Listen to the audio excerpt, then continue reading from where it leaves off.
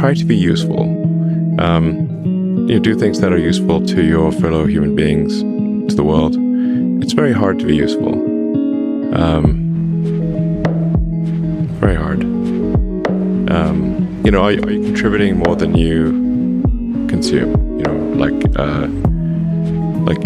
Can you try to have a positive net contribution to society? I think that's the thing to aim for. Not to try to be sort of a leader for the sake of being a leader or whatever. A lot of the time, the people you want as leaders are the people who don't want to be leaders. So, if you can live a useful life, that is a good life, a life worth having lived. And like I said, I would encourage people to use the mental tools of physics and apply them broadly in life. They are the best tools. But I'd encourage people to read a lot of books.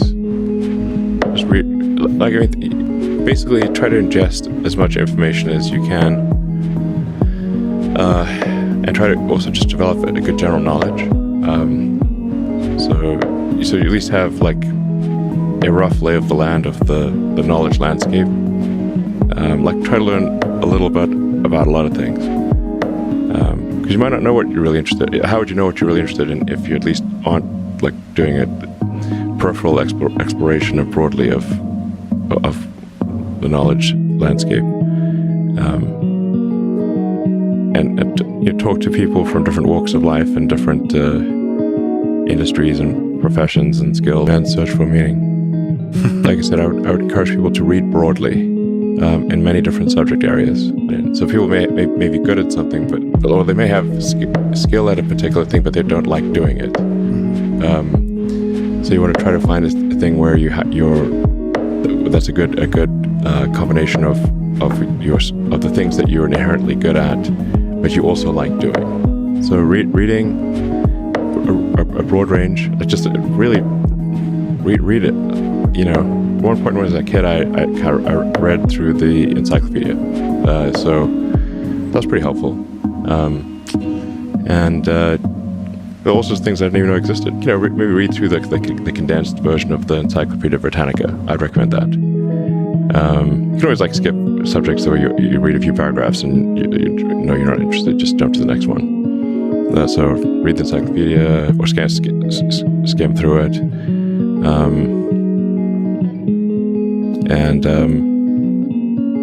But I put a lot of stock and certainly have a lot of respect for someone who puts in an honest day's work to do useful things. Grow the pie mindset.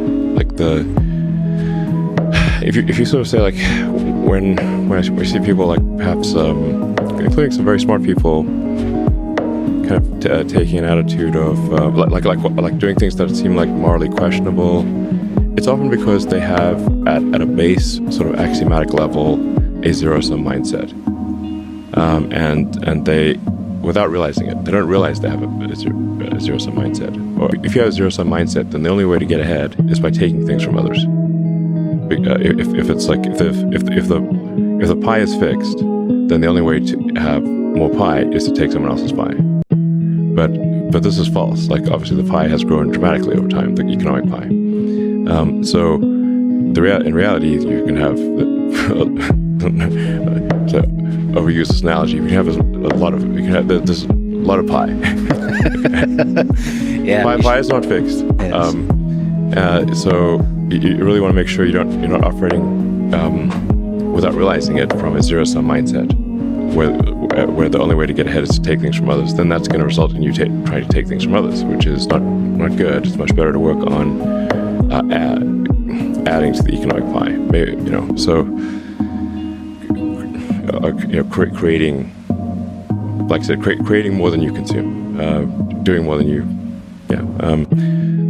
So that's a big deal. I think there's a fair number of people in finance that do have a bit of a zero-sum mindset.